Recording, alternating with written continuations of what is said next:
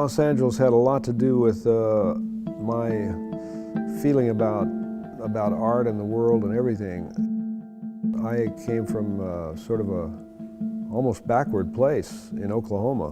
When I came to California, it was very sparkly, glamorous, and so it was like a new world to me, an accelerated culture that I responded to.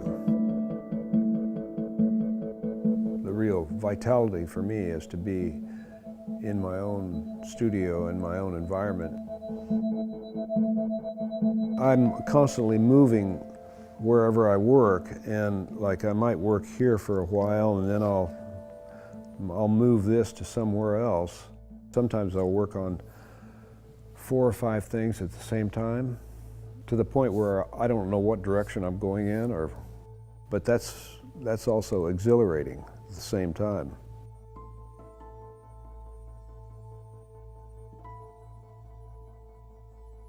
I think I centered on words because, first of all, they had no size.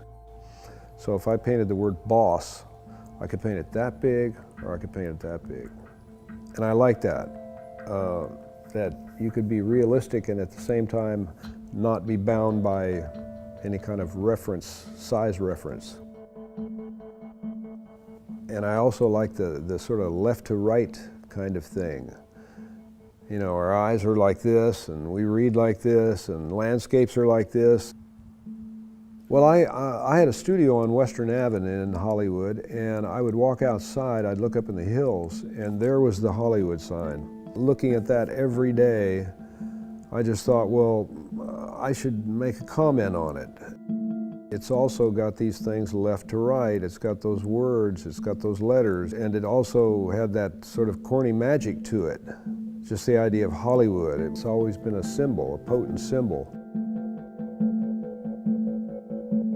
Backgrounds to me are simply just that, backgrounds, and they're more like stage settings. It can almost be like elevator music, you know, where you're just like accenting, or you're kind of setting a stage or setting a tone for a given subject.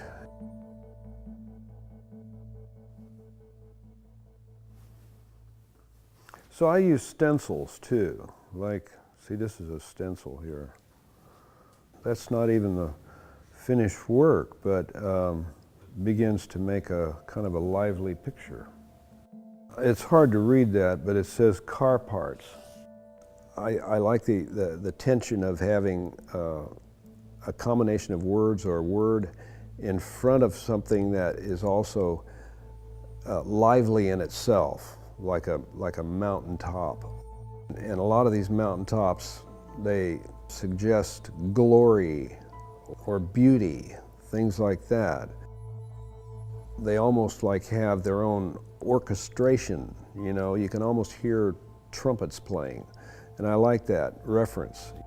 It's sort of a non-verbal way of referencing something that is really not making any noise at all.